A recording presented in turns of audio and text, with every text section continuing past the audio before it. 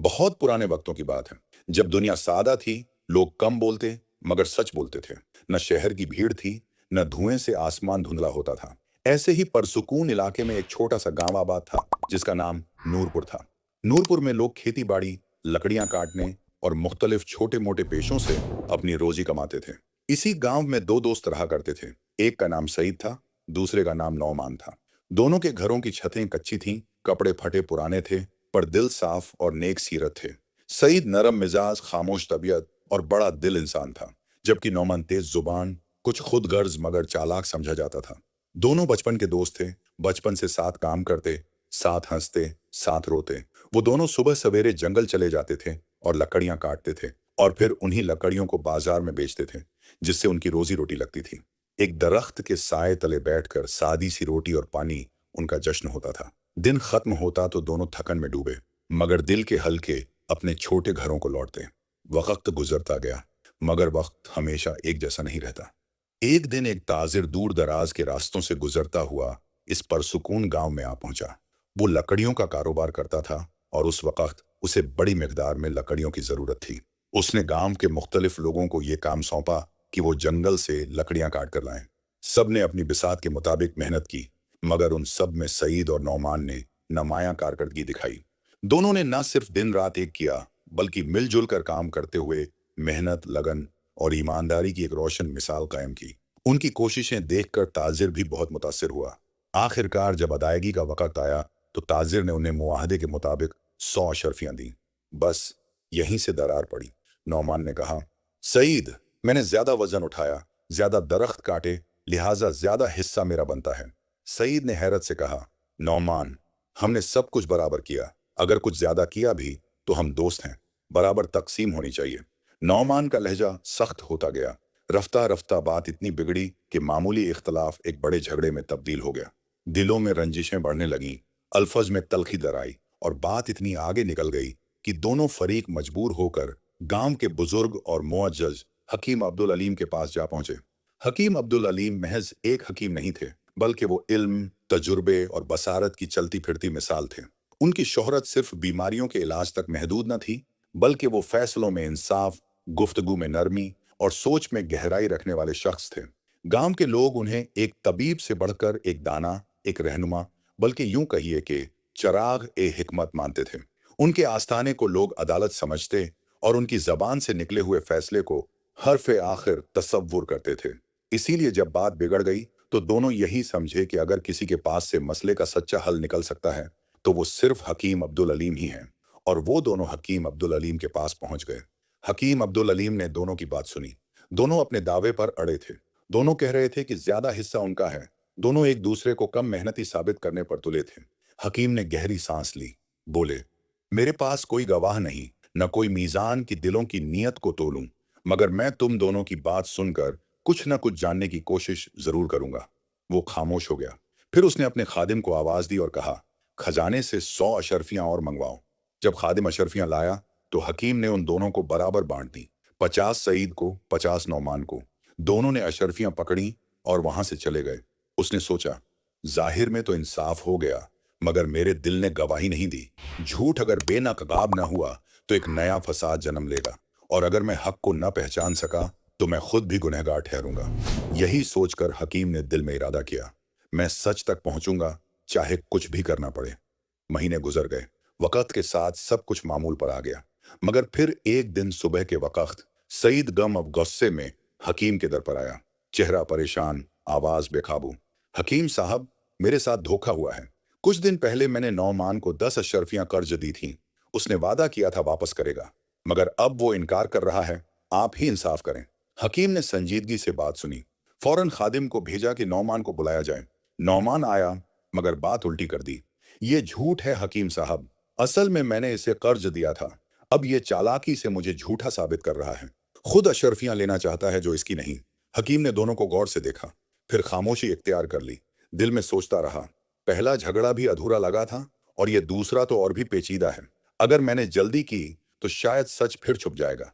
आखिरकार हकीम ने कहा, कल दोबारा आओ, मैं सच तक पहुंचे बगैर कोई फैसला नहीं करूंगा।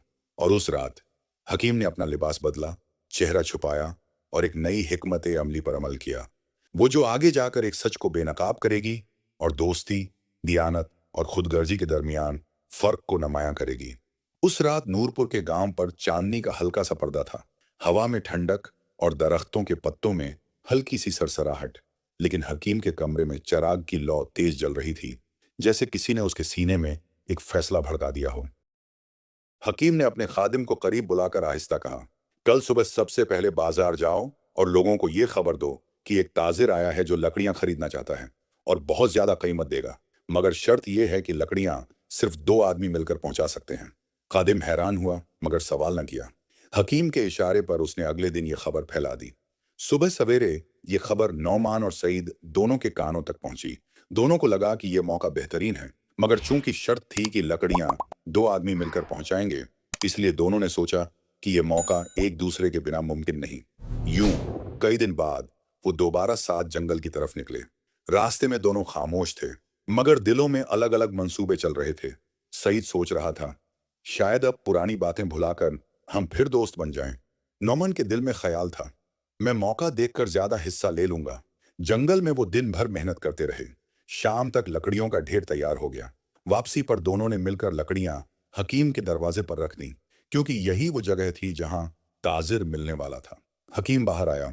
उसका चेहरा संजीदा, मगर आंखों में एक हल्की सी मुस्कुराहट छुपी हुई थी। उसने लकड़ियों को देखा, फिर बोला, बहुत खूब, शर्त के मुताबिक कीमत दी जाएगी।